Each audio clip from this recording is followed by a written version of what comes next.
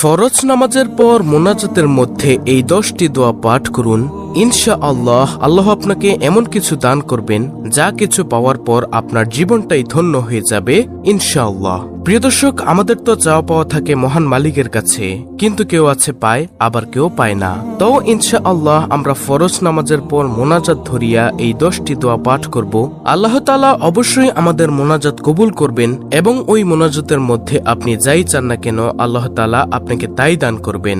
সুবহানাল্লাহ। তাই প্রিয় দর্শক, আজকের ভিডিওটি আপনার জন্য খুবই গুরুত্বপূর্ণ।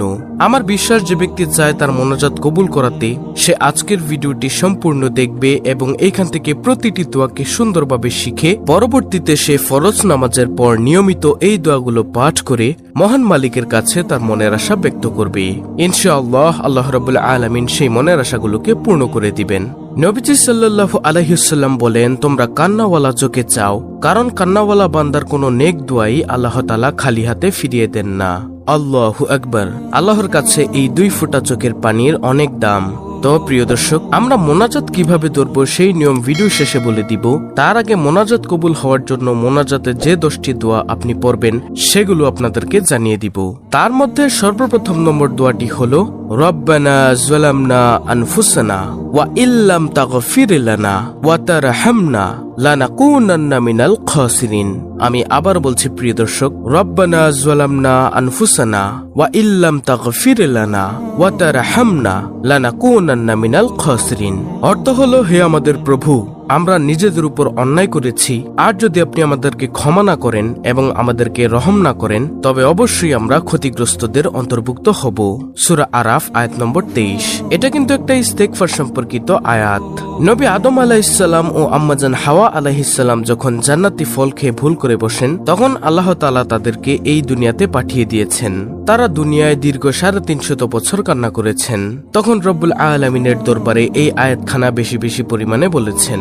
আল্লাহ তাআলা এই আয়াতটুকু এতটাই পছন্দ করেছেন যে আল্লাহ তাআলা হযরত আদম আলাইহিস সালাম ও আম্মাজান হাওয়া আলাইহিস সালামের দোয়া কবুল করেছেন। সুবহানাল্লাহ। তাই আমরাও দোয়া কবুল করাতে চাইলে সর্বপ্রথমে মোনাজাতে বলবো, রব্বানা যালামনা আনফুসানা ওয়া ইল্লাম তাগফির লানা ওয়া তারহামনা লানাকুনান্না মিনাল খাসিরিন। ইনশাআল্লাহ আল্লাহ তাআলা আমাদেরকে মাফ করে দিবেন। দ্বিতীয় নম্বরে মোনাজাতে যে দোয়াটি পড়বেন সেটি হলো রব্বানা আতিনা ফিদ দুনিয়া হাসানা ওয়া ফিল আখিরাতি হাসানা ওয়া কিনা আযাবান নার।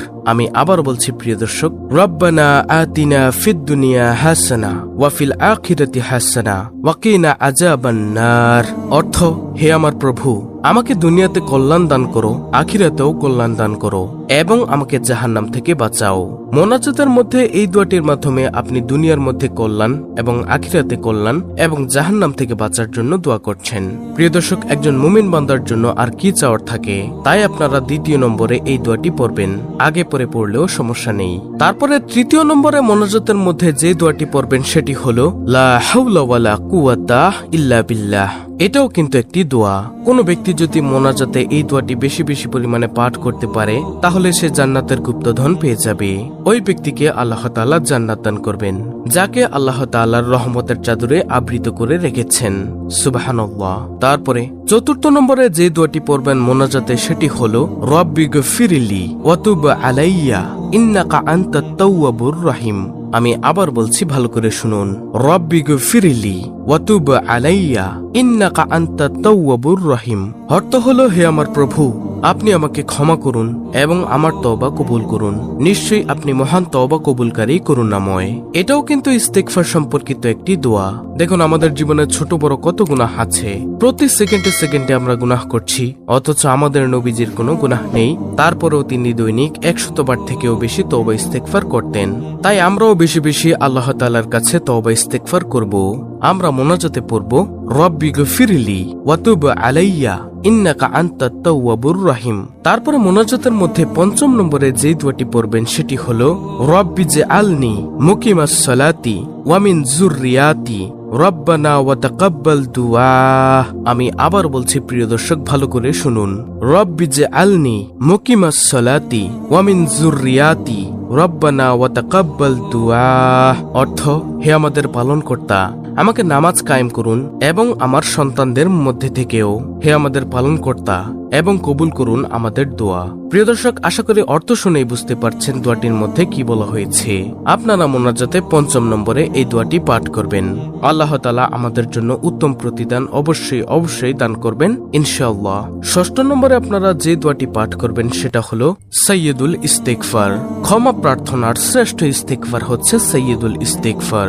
যেমন আল্লাহুম্মা আনতা রাব্বি লা ইলাহা ইল্লা আনতা খলাকতানি ওয়া আনা আবদুকা ওয়া আনা আলা আহদিকা ওয়া ওয়াদিকা মাসতাতু আউযু বিকা মিন শাররি মা সানাতু আবুউ লাকা বিনি'মাতিকা আলাইয়া ওয়া আবুউ লাকা বিযামবি ফাগফিরলি ফাইন্নাহু লা ইয়াগফিরুয যুনুবা ইল্লা আনতা। এটি হলো সাইয়্যিদুল ইস্তিগফার। সাইয়্যিদুল ইস্তিগফারটি আমি স্ক্রিনের মধ্যে দিয়ে দিলাম, আপনারা মুখস্থ করে নেবেন।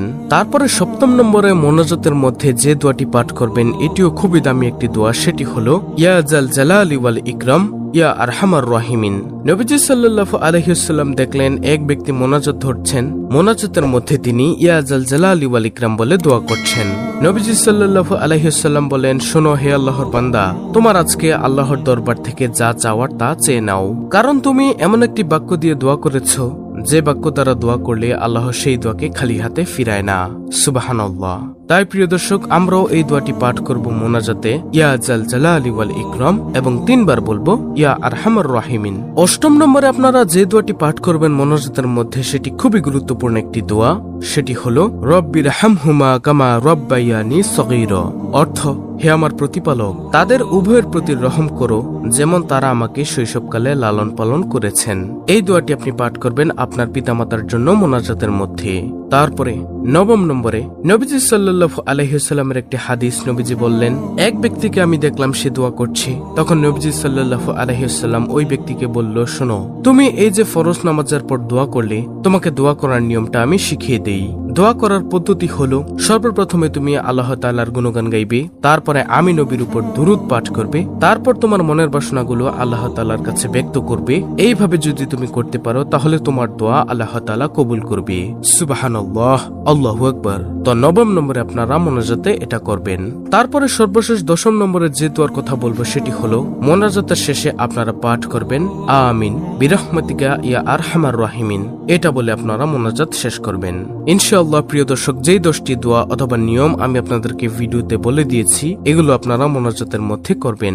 অবশ্যই আল্লাহ তাআলা আমাদের মনের আশাগুলো পূর্ণ করবেন ইনশাআল্লাহ। ভিডিওটি ভালো লাগলে অবশ্যই চ্যানেলটিকে সাবস্ক্রাইব করে পাশে থাকা বেল বাটন অল বাজিয়ে দিবেন। ভিডিওটিতে একটি লাইক দিবেন এবং কমেন্টে আমিন লিখবেন এবং অন্য মুসলিম ভাই বোনদের কাছে ভিডিওটি শেয়ার করে দিবেন যেন তারাও দেখে শিখে এই দোয়ার নিয়মগুলো জানতে পারে। আল্লাহ রাব্বুল আলামিন আমাদের সকলের দোয়া কবুল করে নিন, আমিন।